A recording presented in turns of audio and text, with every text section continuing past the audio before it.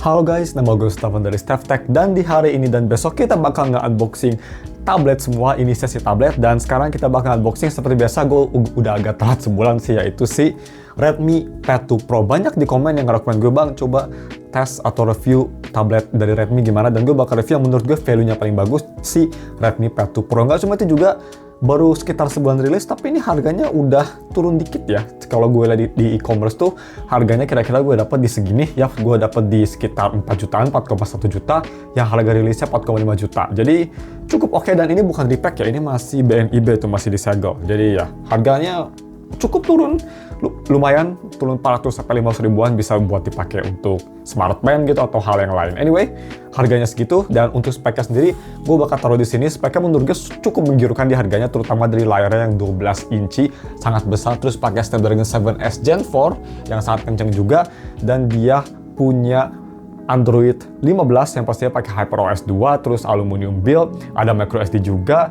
Baterainya besar banget, 12.000 mAh baterai, dan fast charging 33 watt. Cuma memang agak sedikit kelemahan dari gue, mungkin hanya dari USB Type-C aja yang masih 2.0. Tapi untuk di harganya sih gue nggak bakal komplain banyak, masih wajar lah di harga segitu. Jadi kita langsung aja unboxing bagaimana untuk tabletnya. Boxnya lumayan besar ya. Dan kalau bisa mau dibandingin sama box tablet yang kecil, tablet 8 inci misalnya, ini mau dibandingin sama Lenovo Legion, ini kayak jadi segi dimensional ya. Kalau dibandingin sama box Apple, lebih kecil lagi. So, kita langsung aja buka aja si segelnya di sini. Cutter yang udah lama dipakai, langsung aja kita satu, dan satu lagi di sini, dua.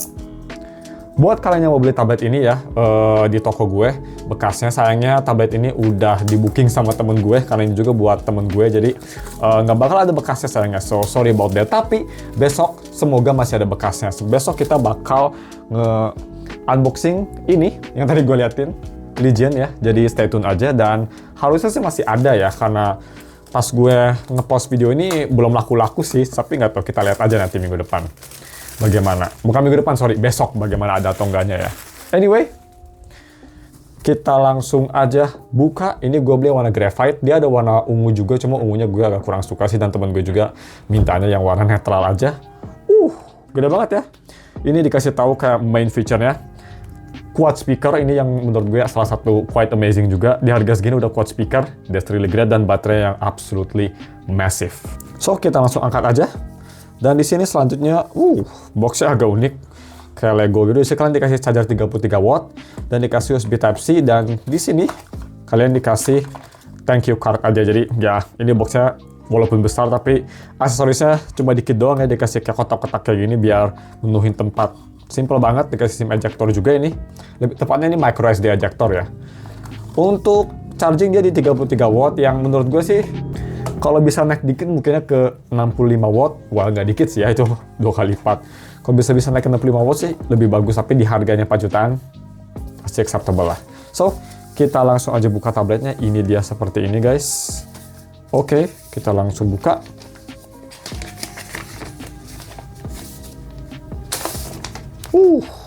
Bezelnya lumayan tipis ya, nggak tahu kelihatan di kamera atau enggak. Tapi ya kita kepinggirin dulu aja si boxnya yang lumayan besar, absolutely massive. Oke, seperti ini. Sebelum dipegang sama fingerprint gue, dia ini mulus banget. Layarnya 12,1 inci, 2.5K inch, 120Hz IPS display. Nanti gue bakal tes dulu gimana kalau bisa main wuthering wave sama ZZZ di sini, karena gede banget ya, jadi kayak iPad kit. Bezelnya cukup tipis ya. Tipis banget malah ini, sekelas kayak iPad gitu. Dan kalau misalnya kita mulai di atas, di sini ada si mikrofon, di sini juga ada ini nih, kalau misalnya kita lihat, ya ada microSD slot, 2 mic, dan ada si volume button yang cukup clicky. Di atas ada power buttonnya, bisa kita lihat. Power buttonnya ini kelihatannya nggak tahu ya, bakal jadi fingerprint atau enggak, nanti kita bakal tes.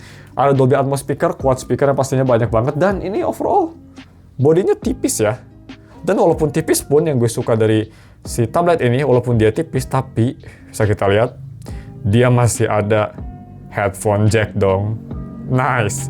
Type-C juga di sini, dan kalau bisa kita lihat paling bawah, di sini nggak ada apa-apa di bawah, simple banget, clear. Kalau bisa kita lihat ke belakang, nah kayak gini belakangnya. Desain kameranya suka ya gue, nggak terlalu norak juga, simple. Ada logo Redmi, dan ini full terbuat dari metal. Kalau jujur ya, kalau bisa gue merem dan gue megang tablet ini, gue ngeliat tabletnya harganya sekitar 6-7 jutaan, karena build premiumnya bagus, dan ini tipis ya, jadi oke lah gitu. Terus untuk berat sendiri, buat yang penasaran, kita langsung aja ukur kira-kira berapa beratnya. Kalau gue mau tebak sih, ini mungkin beratnya di 600 gram. I don't know, let's see. Oke. Masih hello. There you go. Berat di 602 gram. Oke. Jadi ya beratnya bisa dibilang kayak ROG Ally lah. Kalau misalkan kalian punya ROG Ally seperti itu. Untuk tablet di segini sih cukup oke. Kalau misalkan kalian mungkin pakai casing, mungkin bisa naik sampai 700 graman ya.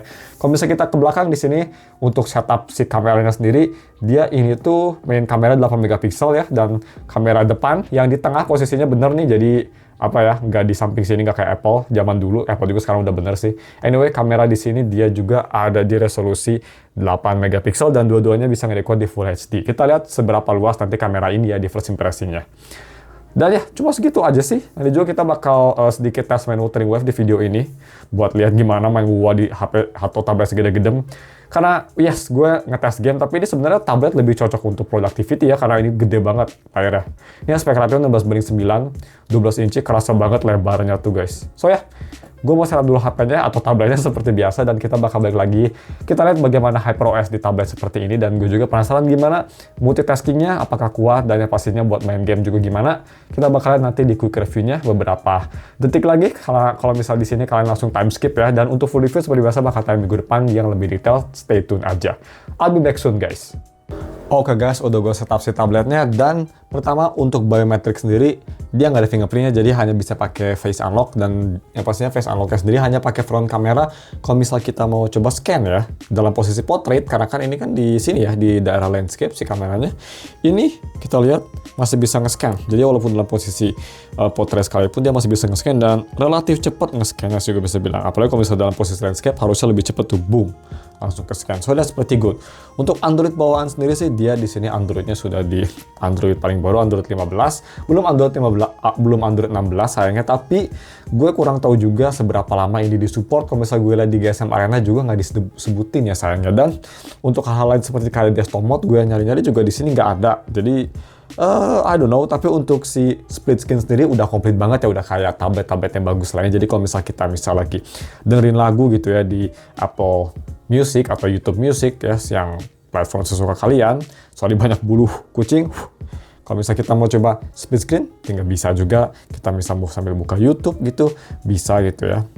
Easy. Dan misal kalian mau buka hal lain lagi, misal kalian mau buka Chrome gitu di samping gitu, bisa diatur. Kalian bisa atur juga seberapa besar si Windows-nya untuk si floating Windows. Sangat bagus, gue suka. Bisa di move juga yang pastinya. Dan move-nya tuh yang gue suka nggak kayak Apple, jadi move-nya tuh nggak dia harus maksa nempel gitu ya. Kalau di Apple nggak pakai desktop mode, dia bisa di mana aja tempatnya. Jadi untuk multitasking oke. Dan even dalam lagi kayak gini pun yang bisa kita mau di sini buka, misal apa ya, kita buka Apple gitu, apple.com. Di sini kita download, kita nonton. Bisa kita lihat masih oke banget, masih smooth, masih enak, no problem at all. Jadi walaupun dia hanya punya 8 GB of RAM, overall masih enak juga. Dan untuk speaker sendiri dia quad speaker, dan kualitasnya kayak gini ya. Yang paling bagus menurut gue untuk quad speaker ini yaitu dari harganya, pasti cuma 4 jutaan. Ini speakernya udah terbaik menurut gue di harga 4 jutaan. Dan yang paling bagus dari si soundstage yang luas, detailnya yang crisp, dan juga separasi instrumennya bagus. Kelemahannya hanya dari bass aja yang menurut gue agak kurang. Jadi di beberapa video, terutama kalau misalnya lagi nonton film yang bassy, atau nonton atau dengerin musik gitu yang bassy, itu agak sedikit kurang kerasa imersif menurut gue gitu. Nggak kayak di iPad Pro, atau even nggak kayak di ROG Phone 9 FE atau Legion Tab Y700 series. Tapi overall untuk masalah soundstage dan detailnya ini menang banget lah, bagus banget. Haptic apa sih di sini nggak ada haptic ya guys, buat tahu aja. Jadi overall sih UI sendiri, walaupun seperti kalian tahu gue nggak suka UI-nya Xiaomi ya, terutama Xiaomi HyperOS yang dari HP, tapi gue bisa bilang gue cukup suka HyperOS di tablet. Gak tau kenapa feelingnya lebih apa ya, lebih enak aja gitu. Gue no problem. Jadi kalau misal gue punya tablet Xiaomi, no problem at all. Dan ini layarnya memang gede banget ya guys, untuk harga 4 jutaan. Dia ini layarnya di 12 inci dan it is massive. Seperti biasa kalau misal kalian mau wallpaper, gue bakal taruh di deskripsi. Dan kita langsung aja tes bagaimana untuk si kameranya. Kita pakai kamera hanya 8 megapiksel. Kalau misalkan kalian kepepet, oh harus foto apa, kita coba foto Red Bull. Fokusnya absolutely dog shit ya. Kita foto. Dan kalau misalnya kita mau, oh kita selfie bareng tablet. Yap, dia lumayan luas untuk selfie-nya sendiri seperti ini. Bisa kelihatan ya, cukup luas. Jadi kalau misalnya kalian mau pakai tablet ini buat kayak recording Zoom gitu, masih oke banget yang pastinya. Dan untuk masalah rotation, dia semua rotasi bisa ya, jadi nggak ke-lock gitu. Cuma yang agak kurang suka sih kalau gue ya dari sini. Kan kalau di sini kita lihat ya, dia gridnya tuh 6 ya. Tapi kalau misalnya kita di sini, dia gridnya cuma 4, jadi kepaksa kayak gini. Gue nggak tahu apakah ini bisa disamain gridnya atau enggak. Kalau misalnya kita mau coba ke wallpaper, terus kita ke settings gitu. Di sini gridnya kurang kelihatan juga ya, hanya classic with app drawer. Kurang kelihatan gitu, bisa atau enggak digituin ya. Jadi overall itu sih agak sedikit keluhan gue. Jadi kalau di sini cocok gitu, nice ya.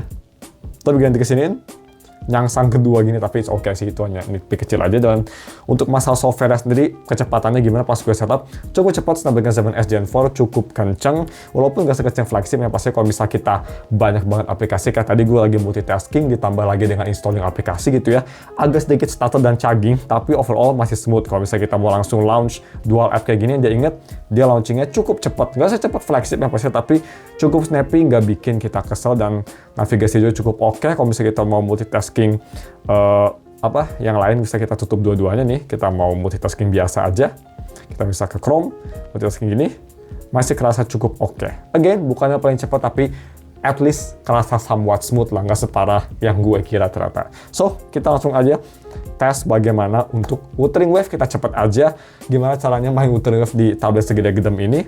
Ya mungkin positifnya kalau misalnya kalian pakai tablet segede besar ini, kalian bisa beli casing, bisa di prop up, dan kalian bisa pakai controller gitu ya. Tapi untuk tes ini gue bakal pakai tangan aja.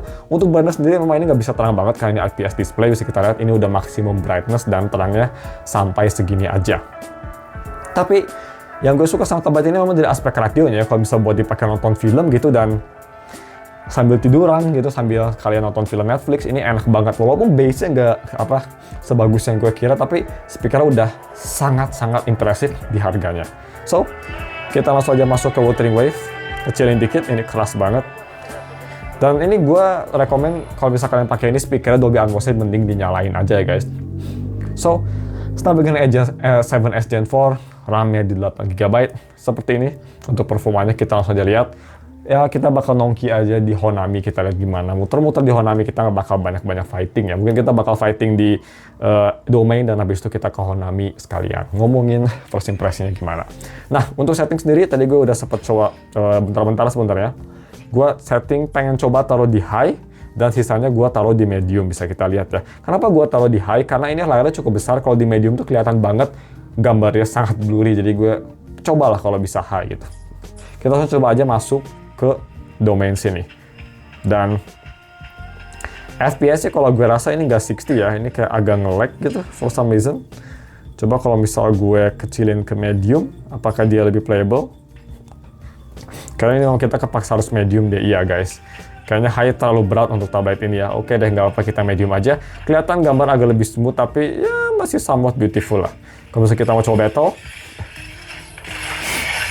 gua sekarang semenjak Honami update ini jadi berat banget ya, terutama di Honami-nya absolutely heavy shit.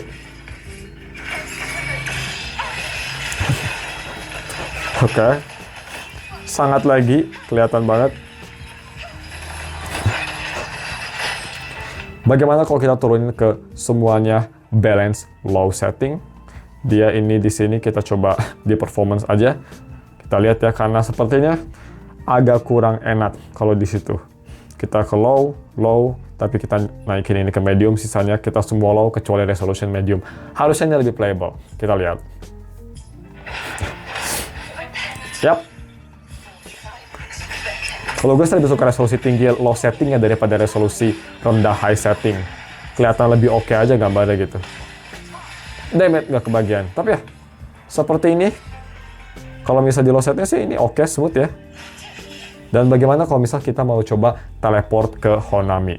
Kita misal ke Rindas kita, Blackshore, Chrono Reef Metropolis, dan kita coba TP ke sini. Enak, layar besar, navigasi enak banget yang pastinya. Cuma kalau misal tangan kalian agak lemah kayak gue gitu, chicken hand, memang agak apa ya, kayak butuh effort gitu loh untuk main karena cukup berat. Cuma memang sebenarnya nggak seberat kayak ini sih, kayak ROG Ally ya, tapi mungkin karena ROG Ally lebih kecil jadi dan lebih ergonomik juga, jadi lebih enak aja gitu dipakai daripada si tablet ini yang gede. Gue sih lebih suka main proper pakai tombol gini ya daripada touchscreen gini, lebih kerasa dynamic dan tactile aja gitu. Yap, gue emang tua, wajar. So, kalau bisa di Honami, yes kelihatan ya, kalau di Honami kita di kota malam-malam ini FPS-nya pun dia nggak sanggup. Dia nggak sanggup 60 kayak di open world. Honami memang seberat itu guys, berat banget ya. Di ROG Ally gue aja, dia FPS-nya 40 harus sekitar 900 720p di medium setting baru bisa oke gitu. Jadi ya, seperti ini. Dan dia popping banget, banyak popping di sini. Tapi overall, masih beautiful sih, karena resolusi kita cukup tinggi juga, tapi ya, ini nggak 60 fps, ini ke 40-an. Jadi, Wuthering Waves seperti itu, tapi kalau misalnya kita ke karakter, kalau misalnya kita ke karakter gini sih masih detail, dan berkat kita resolusi tinggi, jadi masih kelihatan oke. Dan jujur ya, main game di HP atau di tablet yang sebesar gini tuh enak banget, karena karakternya kerasa detail banget ya. Tapi yang pastinya ini tablet sebenarnya bukan dipakai untuk gaming ya fokusnya, walaupun chipsetnya capable untuk gaming, tapi lebih untuk kerja dan creation menurut gue. Tapi seperti itu Wuthering Waves, dan kita langsung aja moving on ke first impression dan closingnya. First impression menurut gue sih, di harga 4 jutaan, this is an absolute bargain ya. 4 juta pas, dapat layar yang gede banget, speakernya absolutely amazing, game performance-nya first impression cukup solid, dan UI-nya juga gak nyebelinnya, gak ngeliat, enak, cukup bagus. Gue sih overall first impression cukup satisfied, tapi kita bakal lihat gimana game performance lebih detail nanti di hari kerja di channel satu lagi. Dan gue juga bakal lihat nanti gimana full reviewnya minggu depan, jadi stay tune aja. Dan jangan lupa follow TikTok gue juga di steph.tech.yt. Gue udah taruh juga linknya di deskripsi. Cuma segini aja videonya, thank you for watching, dan ketemu lagi minggu depan untuk full review si tablet ini. Jangan lupa juga besok kita bakal review si Legion ya. So, see you tomorrow for Legion and next week for this tablet full review. Bye!